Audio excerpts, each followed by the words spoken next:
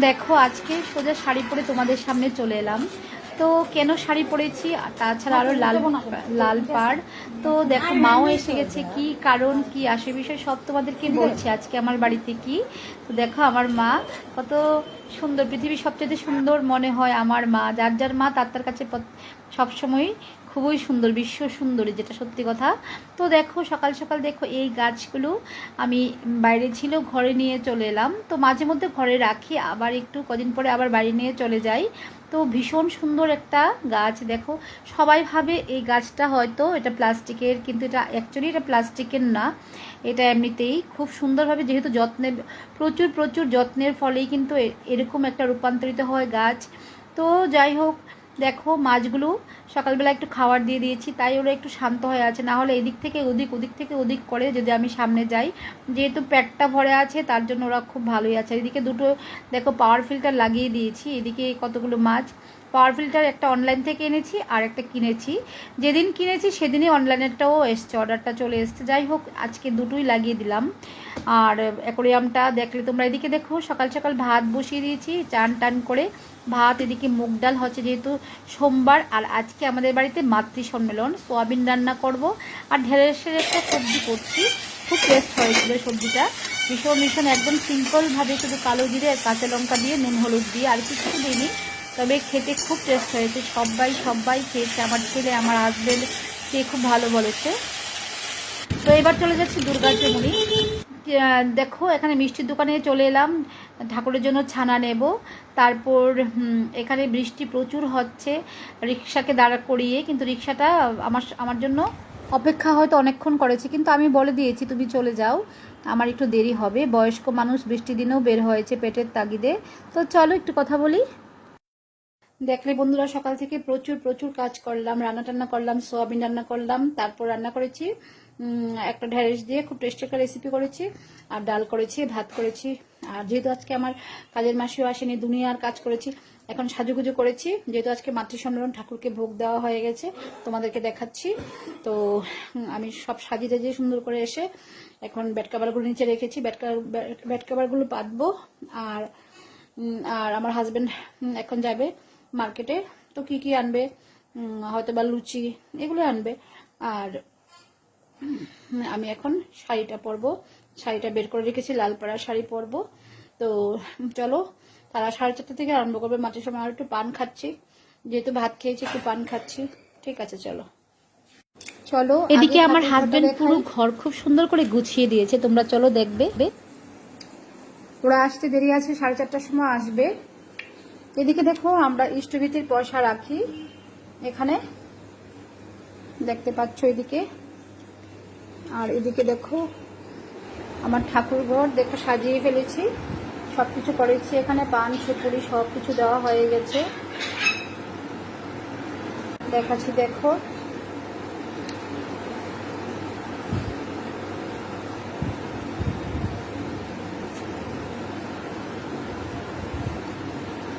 যেহেতু আজকে আবার সোমবার, বাবা ভোলেনাথকেও পুজো দিলাম, আজকে নিরামিষ তো খেয়েছি।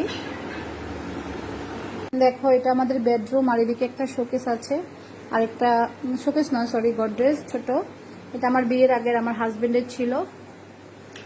আর এদিকে দেখো আমাদের বেডরুম, এটা এই খোলটা ঢোলটা এনেছি কালকে মায়ের ওখান থেকে।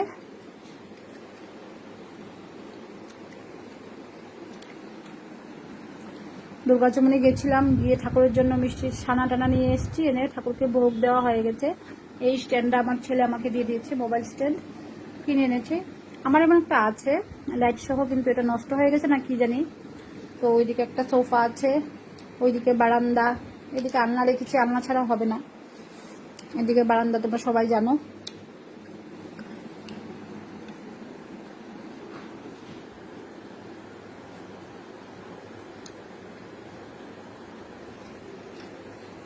এই ছিল আমার বেডরুম।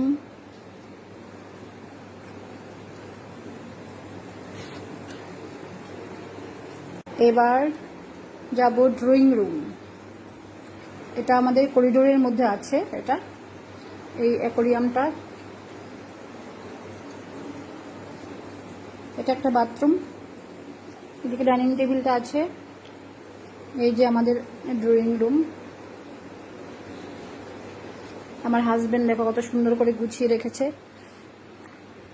গোছাতে পারে ভালো, কিন্তু আমি তেমন গোছাতে পারি না। কেউ টিভি দেখে না, আমার হাজবেন্ডই টিভি দেখে। বলেছিলাম একটা বড় টিভি নিয়ে আসো, না এটাই নাকি হবে, কিন্তু এখন সবাই মোবাইলেই দেখে। তবু একটা দেখা যাক পরে কি হয়।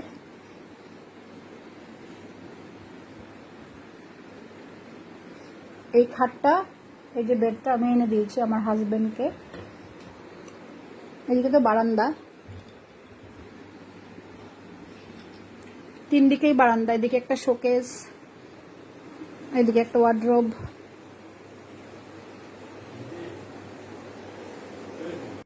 এবার যাচ্ছি আমার ছেলের রুমে। দেখো ছেলের রুম, ব্যাচেলার রুম। এদিকেও বারান্দা।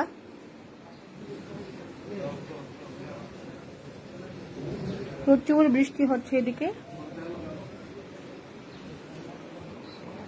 দেখো মশারিটা ওঠানো হয়নি এমনিতেই। হ্যাঁ ওই আমি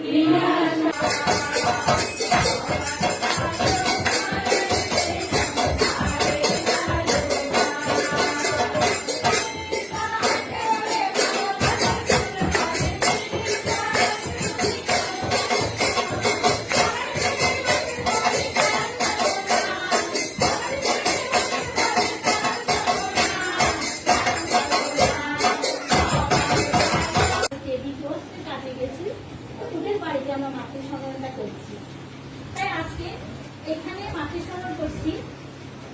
এই বাড়ি যে প্রথম দিন যে আসছিলাম, যে একটা মানে মজার কাহিনী, যেদিন প্রথম আমরা এসেছিলাম এই বাড়িতে, যেদিন ঘরের কাজে এসে ঠাকুর প্রণাম করলাম, দেখতে পেলাম যে ঠাকুর বর্ণ বদ্দা সবই খুব সুন্দর করে আছে। আত্মাদেরও ছিলেন, কিন্তু আত্মাদের আলাদাভাবে ছিলেন, আর অবিন দাদা ছিলেন না।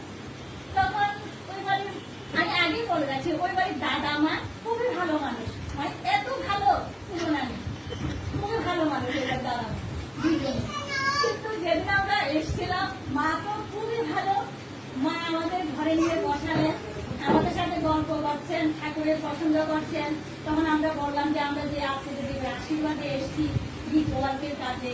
তখন মা বললেন যে ঠাকুরের আসন কি আছে কিনা আমরা দেখলাম। মাকে বললাম যে অভিন দাদার আসন নেই, আর প্লাস আত্মীয়দের আলাদাভাবে আছে, দেখে এক আসনে সবাইকে বসাতে হবে সুন্দর। মা তো রাজি হয়ে গেলেন, মা তো খুব খুশি। কিছুক্ষণ বাদে দাদা আসলেন। দাদা এসে দাদার সাথে খালি মনে হয় গ্রহই আসছিল। দাদা এসে মানে এমন একটা ভাব করলেন, দিদি বলছে যে আসো তুমি, ওনারা এসছেন যে সৎসঙ্গ মন্দির থেকে, তুমি একটু কথা শোনো না। দাদা খুব রেগে গেলেন, এত রাখলেন না দাদা। দাদা বলছেন না আমি শুধু ঠাকুর চিনি। হ্যাঁ ঠিক আছে, আমরা বলছি হ্যাঁ শুধু ঠাকুর, আমরা তো এই জন্যই এসছি। তখন কিছুক্ষণ বাদে দিদি কিন্তু এত ভালো মানুষ করছে, আবার বলছে দাদা তো কোনদিন এরকম করেন না, কেন আজকে এমন করছেন। সত্যি আমরা তখন আবার বলছি যে দাদা হয়তো অফিস থেকে এসছে, হয়তো দাদা একটু মানে ক্লান্ত, তাই দাদা একটু রাগ হয়েছে। কিছুক্ষণ পরে যখন অভিন দাদার ছবিটা দেখালাম। অভিন দাদার একটা বাণী ছিল, ওইখানে অভিন দাদা লিখেছিলেন যে আমরা এবার যে মানে ডিভোর্সের কাজে যাবো, সবার বাড়িতে গিয়ে ঠাকুরের কথা বলবো, আর ঠাকুরের কথা বলবো প্লাস ওদের বাড়িতে ঠাকুরের আসনটা সুন্দরভাবে সাজানো আছে কিনা দেখে, যদি না থাকে তাহলে সুন্দর করে সাজিয়ে দিয়ে আসবো। ওটার জন্য দাদাকে শোনালাম। দাদা এবার হঠাৎ করে দাদা মানে চেঞ্জ হয়ে গেল। দাদা একটা হাসি দিলে, হাসি দিয়ে বলছেন আরে আমার ঘরে তো ঠাকুর দাদার ছবি আছে।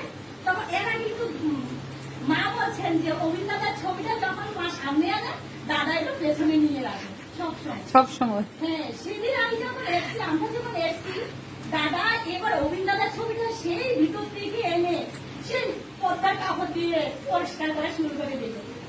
মানে কি বলবো, সেদিন সত্যি সেদিন ঠাকুর এসেছিলেন, অভিন দাদা স্বয়ং এসেছিলেন সেদিন। এখানে মানে আমরা যে এক একটা বাড়িতে যাচ্ছি না, এক এক বাড়িতে এক এক রকম অভিজ্ঞতা হচ্ছে যে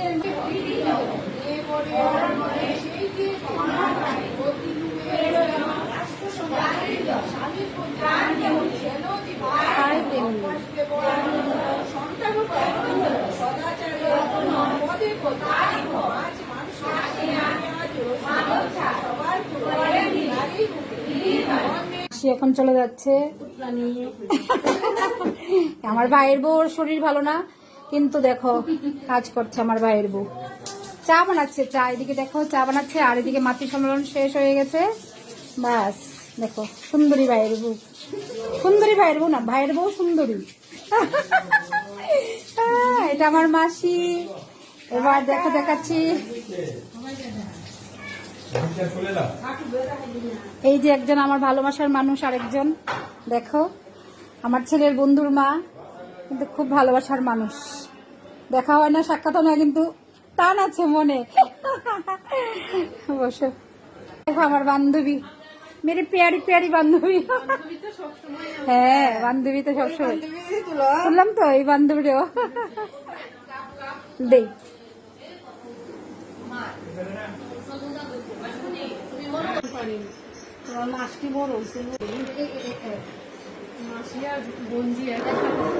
দেখো আমার মাসি, আমাদেরকে সবাই একরকম বলে, সেম সেম বলে।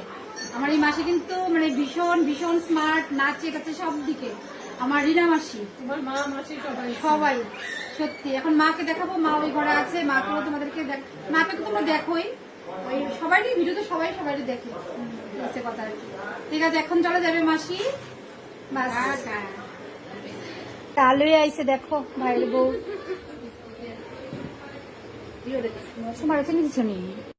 দেখো এবার মায়ের সাথে আমরা বোন, আমরা মা ওই ঘরে আমরা গল্প করছি অনেকক্ষণ ধরে, মার সাথে গল্প হচ্ছে না। মা দেখো কি মা ভিডিও দেখছে, আমার বোন দেখো কি খাচ্ছে, চিপস খাচ্ছে। তার ওই ঘরে আছে, তারা সবাই গল্প গল্প করছে, বেশ মজা হলো, সবাই মিলে আনন্দ হলো, ভীষণ ভীষণ আনন্দ হলো এই মাতৃ সম্মেলনে। তো আজকে ভিডিওটা আর বাড়াবো না, সবাই ভালো থেকো। দেখো মা কি দেখছে, দেখো অনুরাগের ছোঁয়া দেখছে মা, অনুরাগের ছোঁয়া। তো সবাই ভালো থেকো, সুস্থ থেকো, টাটা টাটা, চলো।